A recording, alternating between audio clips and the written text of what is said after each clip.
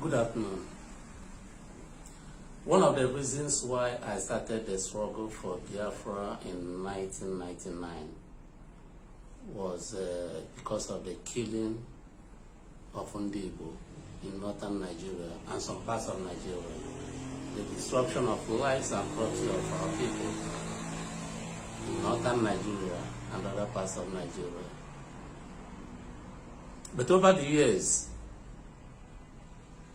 we have tried to reduce the tide. Moreover, since after the so-called 90 days debacle, I've been in constant touch with the youth leaders of the North. Most of them come here.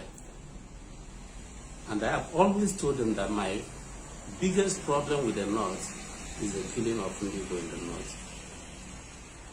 And they promised me that that should stop. And that has stopped to a great extent. On their own part, they said I should secure the lives and property of Northerners in the Southeast, which I agreed. It's been working. It's been working. There may be some infractions. Every community, every society has its own level of crimes. There is no society that is crime-free. There is no society that is crime-free.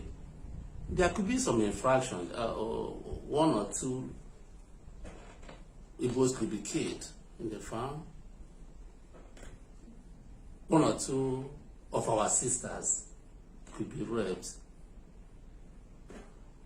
Very unfortunate. But then, it does not mean that all Igbo ladies are raped on a daily basis, or all Igbos are killed. Even during the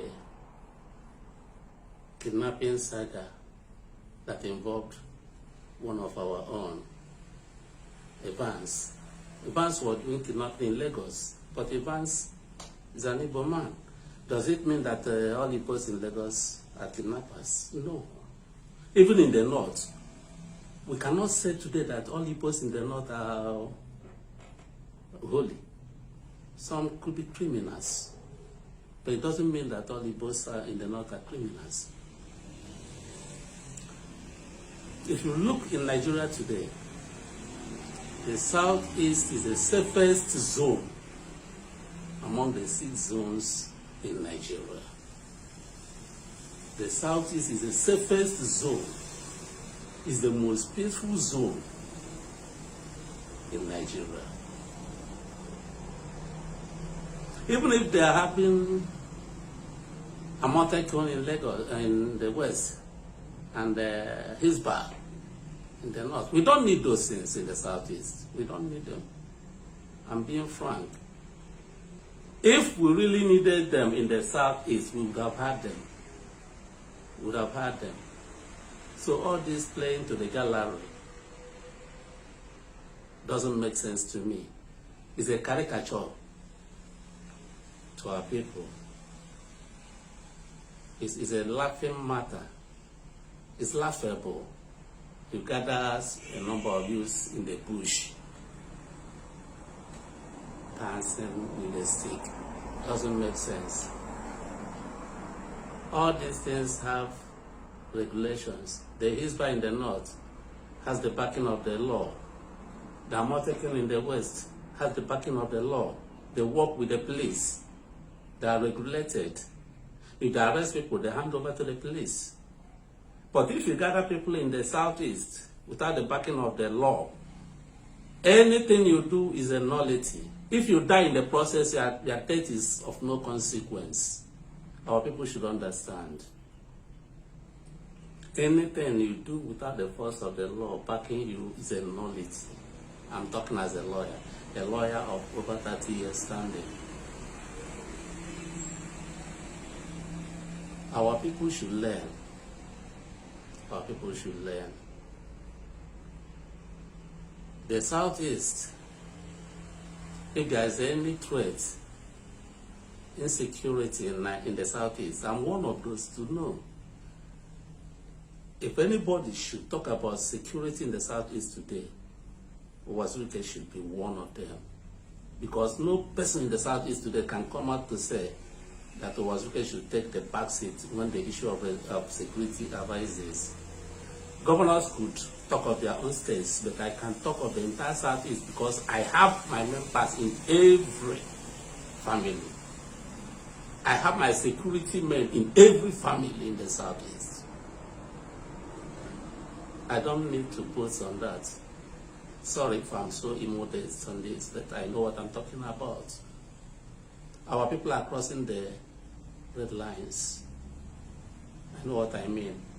By assembling the young guys in the bush, for whatever reason, sends a wrong signal to the north that you want to hunt them, that you want to attack them. You ask yourself first and foremost, do you have the right? Do you have the right to arrest a Fulani herdsman or herdsman? You have the right. If you arrest him, who will you hand him over to? Our people should think. I know when it came the other day, our people were being harassed in the north. I was the one that went to Arewa House in Kaduna and discussed the issue. People have started again. If you kill one Igbo man, one Hausa man now in the Southeast, do you know how many Igbos they will kill in the north? Nobody will talk. All of you will go back to your bedrooms. Nobody will talk. Nobody will come out. But now you are clapping hands, truncating. You must know the consequences of what you do. Ignorance of the law is no excuse. All these people now who are hovering in the bush, if you want to form a security network, is it in the bush, in the forest? Is that where others are forming their own? I don't want to stop anybody from being stupid or being a nuisance. You can be wholly useless if you like, but Uwazuruike must speak. Some of my friends say, ignore them, they are useless people, they are senseless. I will not ignore anything because I know the consequences of this as a lawyer and as a stakeholder, not only in the Southeast, but in Nigeria. An Igbo man may not regard Uwazuruike as a stakeholder in Nigeria, but an Hausa man knows that I'm a stakeholder. A Yoruba man knows I'm a stakeholder. Because if it starts, we know those who will come out to face it. Nnamdi Kanu should be warned. He enjoys all these things. It was this month, December, that he said he's going to bring Biafra. That Biafra will come December 2020. Now, this is December 2020, has brought another Ojoro to cover up his deficiency and he doesn't have the capacity. You don't have the capacity. We are here. This is my residence. I'm talking here. You run away. Somebody who cannot withstand the heat. You are doing a Southeast security network, and you run away.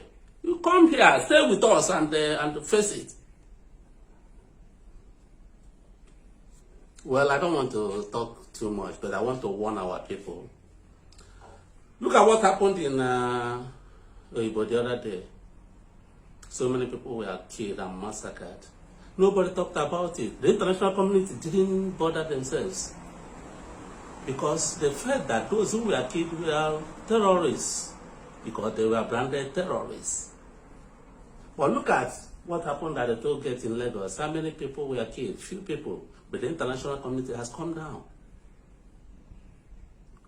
to raise an inquest to find out. Ndigbo should know themselves.